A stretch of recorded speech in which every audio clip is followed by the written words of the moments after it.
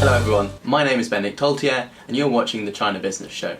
2 weeks ago, Xiaomi, which makes everything from smartphones to rice cookers and everything in between, filed in Hong Kong to go public, attempting to raise $10 billion. The valuation of the company could be as high as $100 billion, making its founder, Lei Jun, the richest man in China.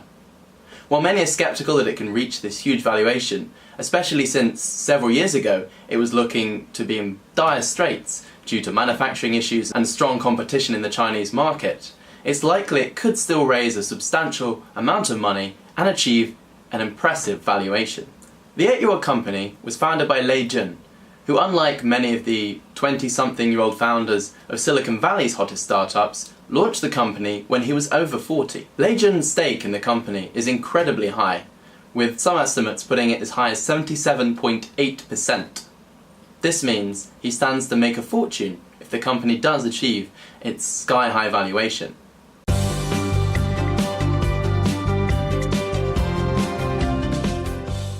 Many people assume that Xiaomi is just a Chinese Apple ripoff, making similar smartphone products but for a Chinese market.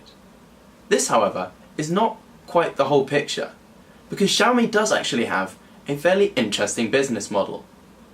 Apple, on its top-of-the-line smartphone, the iPhone X, has an estimated profit margin of around 64% according to Tech Insights, whereas Xiaomi's founder has said that it plans to cap profits on its hardware businesses and hardware products to 5%.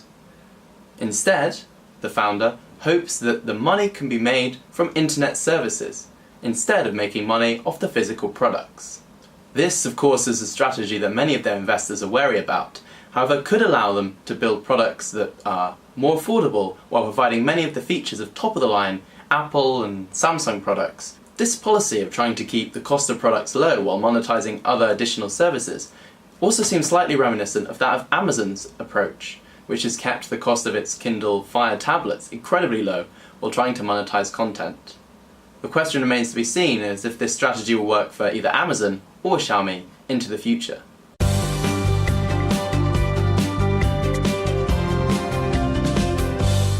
The big question that many investors are asking ahead of this IPO is, what are they going to do with all of this money? When they're attempting to raise $10 billion, it's important that this money is put to good use. 30% of it will be spent on its technology business, and this will involve investing in technologies like the Internet of Things, as well as areas such as artificial intelligence. Another 30% of the funds will go towards research and development in various areas to develop this wide array of products that they have, and to keep up with the huge sums being invested by their larger competitors. And another 30% is going to be spent on global expansion. Xiaomi, of course, is dominant in China, however it's also making waves elsewhere in the world, including India. Xiaomi has chosen to list in Hong Kong, instead of going overseas to New York, like Alibaba did in 2014. This is probably in part due to the Chinese government's huge emphasis on encouraging Chinese technology companies to list at home rather than looking overseas.